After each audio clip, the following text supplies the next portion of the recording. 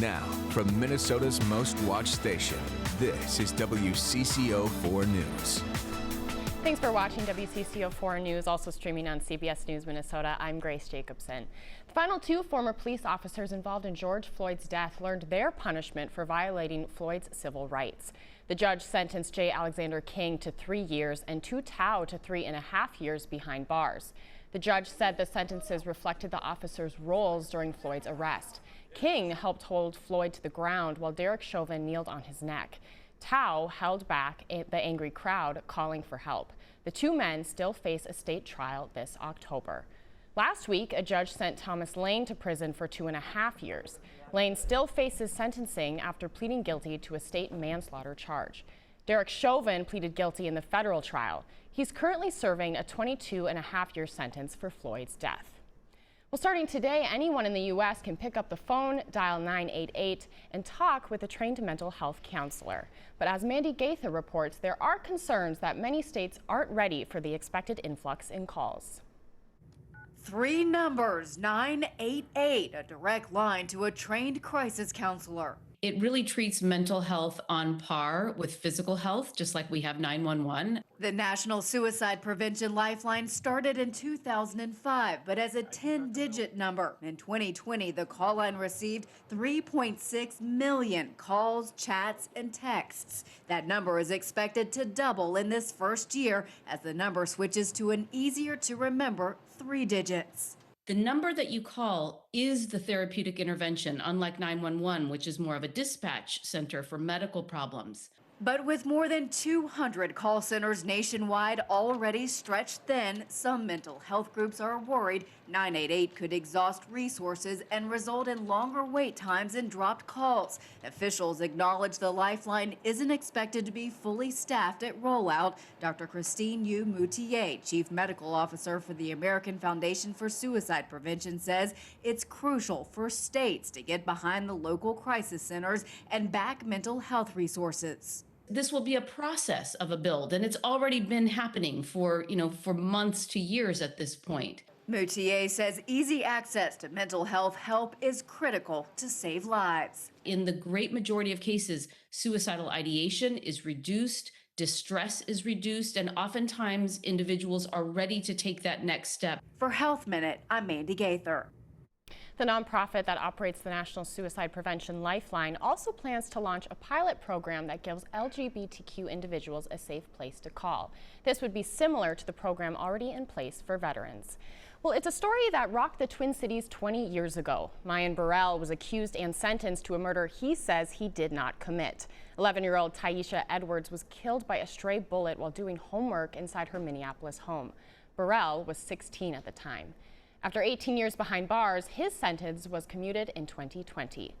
2 years after being released, Burrell is now part of a local documentary, and he talked with our Pauline Lee. It's his first local TV news interview since becoming a free man. Burrell is now 36 years old, and he started his own foundation about a year ago to help fight racial injustice.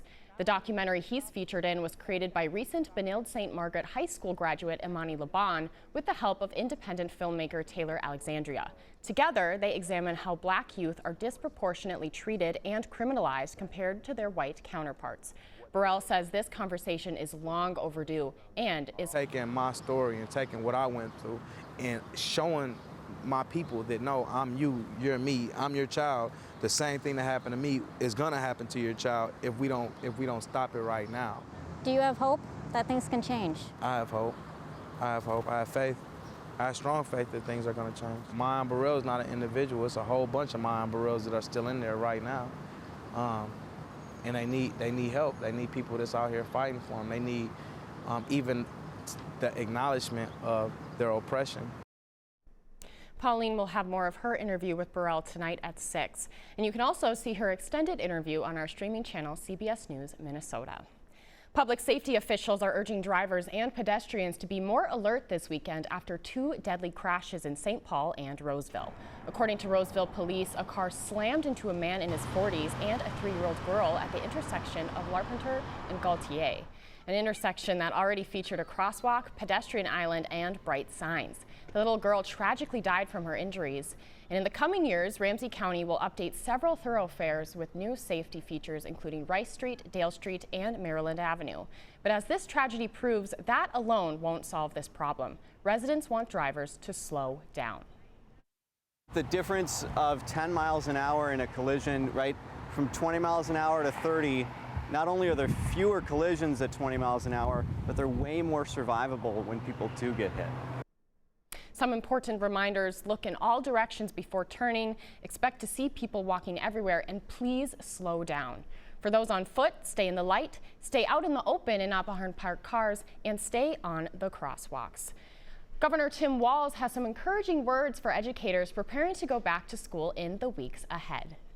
The pace of school, the sense of what's happening, and that sense of renewal and excitement that comes back, there really is nothing like it. I think just the idea of a fresh start, and it feels to me like this year, this one really has that. The governor speaking at the annual Back to School conference in Minneapolis earlier today. The conference is a place for school leaders to prepare for the academic year. Most schools typically return at the end of August or early September. Nature conservation groups are sounding the alarm about the possible extinction of monarch butterflies. After years of plummeting population numbers, the iconic insects were named to an international watch list of threatened species yesterday. Conservationists say there's hope, though. The best thing we can do is create new monarch habitats. Habitat that has native wildflowers and most importantly, milkweeds.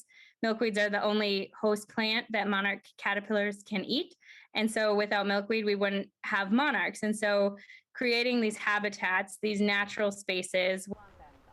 Monitoring butterfly populations is also crucial.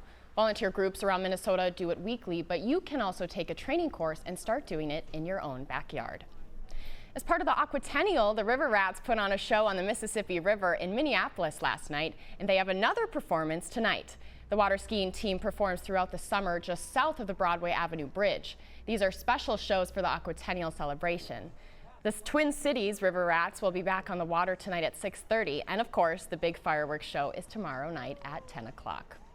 Well, check your numbers. 2 Minnesota tickets won $1 million each in Friday night's Mega Millions drawings. The single jackpot winner was sold in suburban Chicago at this speedway in Des Plaines. The $1.3 billion prize is the third largest lottery prize in U.S. history. The winner has 1 year to claim their prize. Minnesota's $1 million winners were sold at a Holiday in Forest Lake and a Casey's in Fridley. Each business gets $5,000 for selling them. Well, thank you again for joining us. You can always get the latest news, weather, and sports on our website, WCCO.com. Have a good evening.